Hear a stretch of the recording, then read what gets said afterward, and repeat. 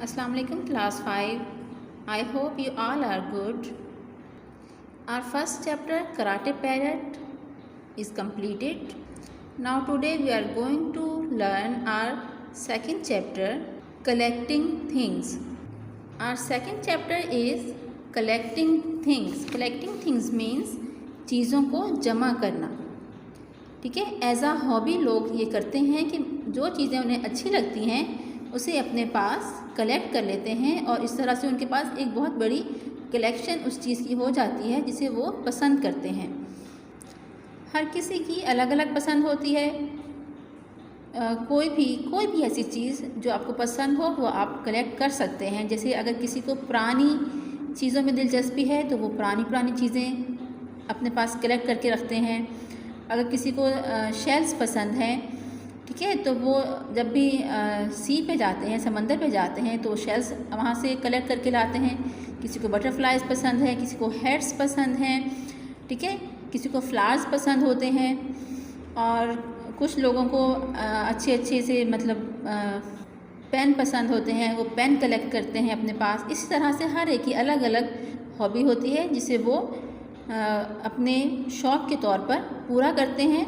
और फिर बाज़ लोगों की जो हॉबी होती है आगे जाके उनका प्रोफेशन बन जाती है.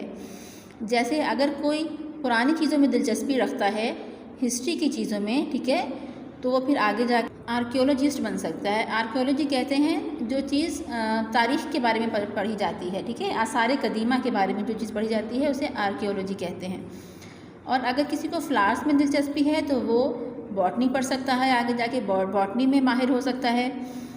इसी तरह से यहाँ पर यह भी बताया गया है कि अगर आपके पास आपको ऐसी चीज़ का शौक़ है जो आपके पास मौजूद नहीं है, इर्द गिर्द नहीं है, जैसे आपका घर समंदर से बहुत ज़्यादा दूर है और आप वहाँ पे कोई 2-3 साल बाद या 4 साल बाद जाते हो तो आप वहाँ से शेल्स कलेक्ट नहीं कर सकते हैं, ठीक है. या अगर आपका घर किसी गार्डन से बहुत दूर है और आप उस गार्डन में नहीं जा सकते हैं तो आप वहाँ से फ्लावर्स कलेक्ट नहीं कर सकते हैं.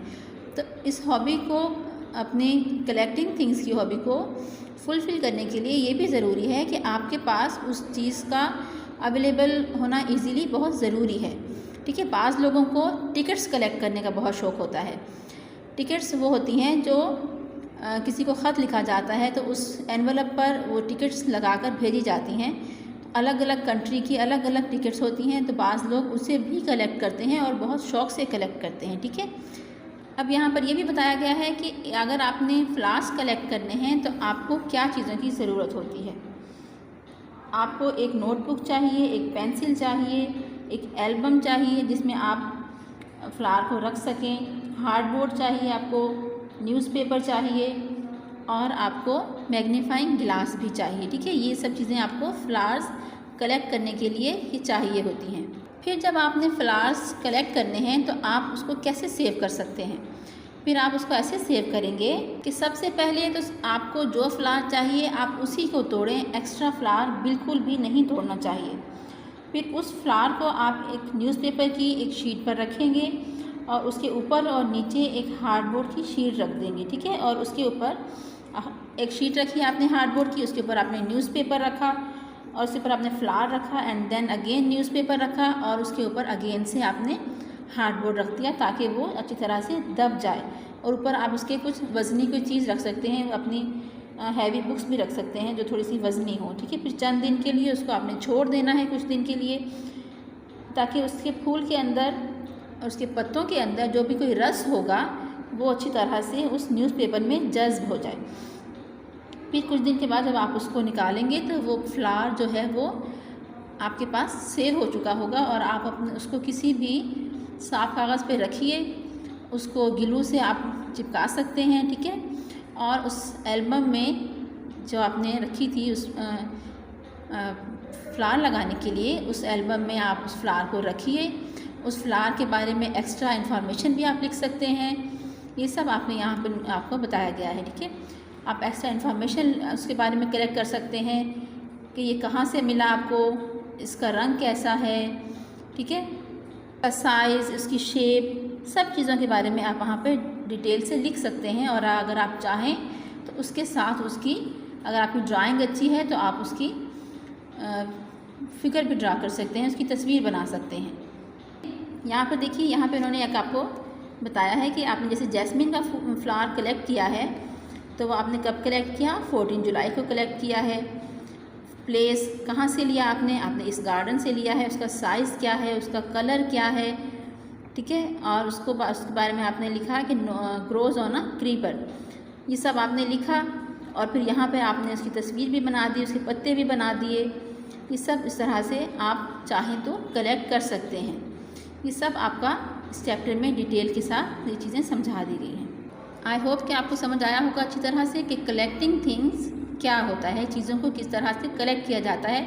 यहाँ पर डिटेल से सिर्फ उन्होंने फ्लावर कलेक्टिंग का बताया है, बाकी और बहुत सी ऐसी चीज़ें हैं जो कि कलेक्ट की जा सकती हैं। हर एक का अलग शौक़ है, वो अलग तरीके से अपना शौक़ पूरा करता है। ये हमारा चैप्टर कंप्लीट हो गया है। अब हम इसके वर्ड्स, डिक्टेशन वर्ड्स पढ़ते हैं। यहाँ पे कुछ डिफ़िकल्ट वर्ड्स हैं। देखिए, एक आपके पास है फीदर्स। फीदर्स कहते हैं पर, परों को कहते हैं। किसी भी बर्ड के जो पर होते हैं वो कहते हैं फीदर्स। स्टोन्स, पत्थर। एंटीक, एंटीक वो चीज़ें होती हैं जो बहुत पुरानी हो चुकी होती हैं। कलेक्शन, चीज़ों को जमा करना। इंजॉयबल, पुरलुत्फ, यानी किसी चीज़ को इंजॉय करने के काबिल होना। आर्कियोलॉजी, आर्कियोलॉजी आसार कदीमा के बारे में पढ़ने को कहते हैं आर्कियोलॉजी। और जो इन चीज़ों के बारे में पढ़ता है उसे आर्कियोलॉजिस्ट कहते हैं। बॉटनिस्ट, जो पौधों वगैरह में इंटरेस्ट रखता है, उसके बारे में स्टडी करता है, उसे बॉटनिस्ट कहते हैं। प्रिजर्विंग मतलब महफूज करना। प्रिजर्विंग फ्लावर्स, फ्लावर्स को महफूज करना। स्टूडेंट्स, ये हमारा चैप्टर कंप्लीट हो गया है। अब हम अपना थर्ड असाइनमेंट पढ़ेंगे। In third assignment I have given you second chapter collecting things, words meaning, words homophones, abbreviations and its full forms. Words meaning में हमारा फर्स्ट वर्ड है antique. Antique, antique means old items, या उर्दू में कहते हैं कदीम चीज़ें, यानी पुरानी, बहुत पुरानी हो जाती हैं जो चीज़ें, उन्हें एंटीक कहा जाता है। Number 2, million. मिलियन किसे कहते हैं? 10, 100,000 यानी 10 lakh.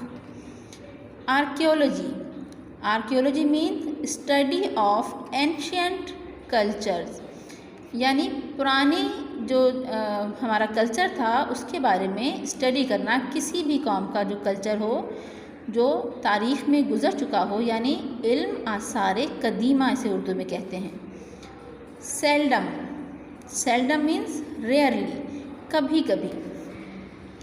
Country side, rural land, यानी जो गांव के इलाके होते हैं उसे कहते हैं कंट्री साइड।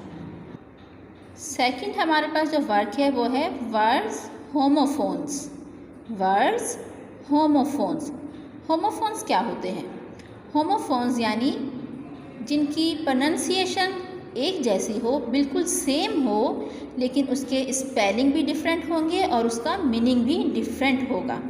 यानी सिर्फ स्पेलिंग उसके प्रोनंसिएशन उसकी एक जैसी होगी, स्पेलिंग डिफरेंट होंगे और मीनिंग भी डिफरेंट होंगी। जैसे यहाँ पर फर्स्ट एक लिखा हुआ है, देखिए फीट।